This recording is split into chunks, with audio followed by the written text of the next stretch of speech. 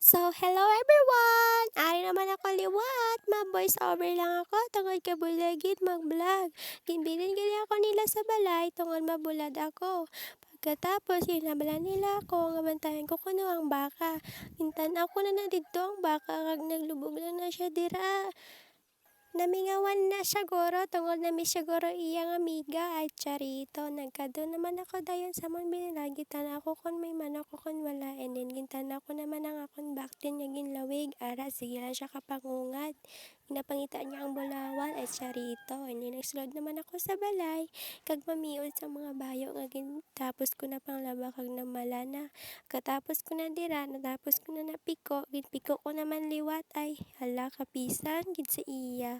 No choice tungod amo na gibilin sa balay tungod ang mama kag papa kag mga utod na ngani. And then nagsulod naman na ako sa kusina kay mahimos naman ako sa akong panyagahon tungod ako lang isa.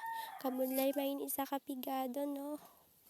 Ay nako, madaot na ako dira sang kalayo. Ibutang ko danay ang cellphone kag malakat naman da kag manglabot sang kahoy.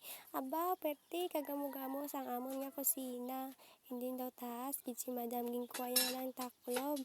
Gitakloban ang isa ka kaldero and then gikayo-kayo.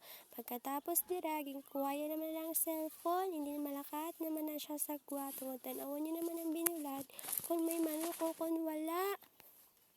Ara na nag-amat-amat abrihan niya na ina anan tan-awon niya naman kung may manok kon wala kabudlay kay kung ikaw ibilin sa balay tungod kinahimo sang ulabrahan. Pero no choice tungod para sa mga handom dapat yun nga labuton din kapoy man pero ginaagwanta and then picture danay sa mirror bisan kalain. Kag ikaw lang isa sa inyo balay ka boring gid amo nang akon nga photo frame sang graduation ko and then siya tugwapa-gwapa gid nga bata nga pinakasuplada ni mama kag ni papa. Kung malabay ini sa imo nga YouTube, please pa share and like naman and subscribe sa aking channel. Bye!